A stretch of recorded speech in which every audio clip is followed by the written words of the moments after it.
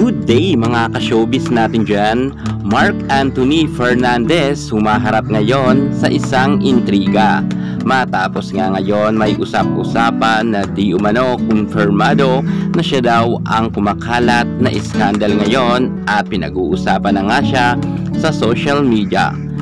Si Mark Anthony Fernandez ay isa sa mga pinakakilalang aktor, ngunit ngayon ay mas lalo na naman siyang pinag-uusapan. Kung noon ay madalas siyang maintriga, mas lalo na ngayon matapos ngang masilipan nga siya sa kanyang hinaharap na di umano ay sobrang laki nito at haba.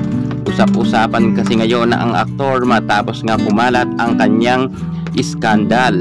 Ano ba ang katotohanan kay Mark Anthony Fernandez? Totoo nga ba ang usaping ito? Yan ngayon ang ating titingnan at sisilipin.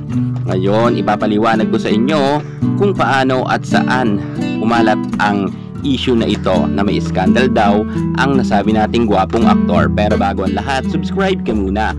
I-click ang ating notification bell para lagi kang updated sa lahat ng issue sa showbiz. Susunod na.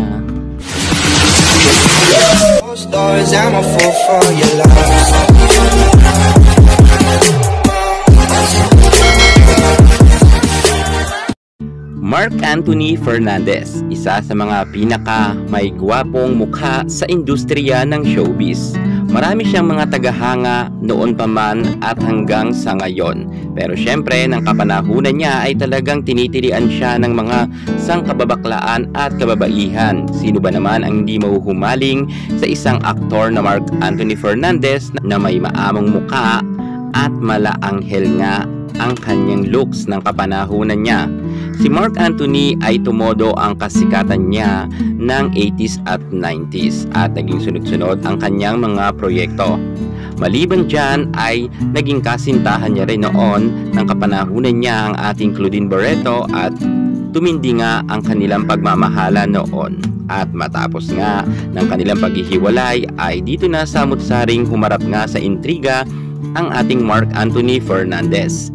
Medyo nagkaroon nga siya ng issue noon at nakulong nga siya, subalit nalinis niya rin ang kanyang pangalan at napalaya nga rin ito.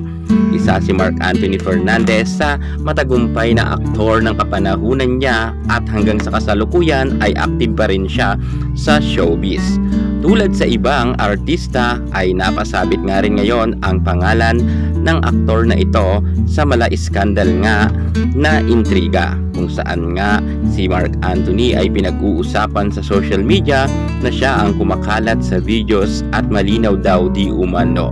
Matapos ngang lumabas ang kanyang videos sa Twitter at larawan na di umano ay meron daw nga itong kasamang isang babae at ito ay nakikipag-tsuktsakan. At ito nga ang kanilang pruweba sa larawan nga sa isang videos kung saan meron same tattoo itong si Mark Anthony Fernandez. Nakakalungkot nga ng isipin dahil napasabak nga ngayon sa intriga ang ating Mark Anthony. Pero syempre, choice naman nila yan if ever kung ano man ang dahilan sa ginawa nila yan.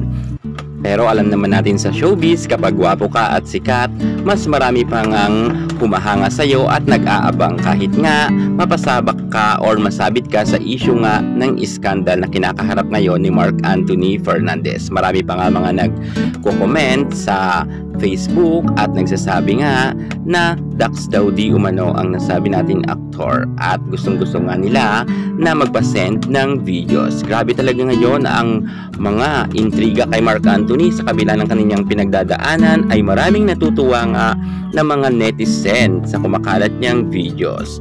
Ano ang masasabi nyo kay Mark Anthony Fernandez? Totoo ba na siya talaga ang nasa video? Well, hanapin na lang ninyo yan at kung gusto nyo, mag-comment na kayo sa baba. Thank you so much!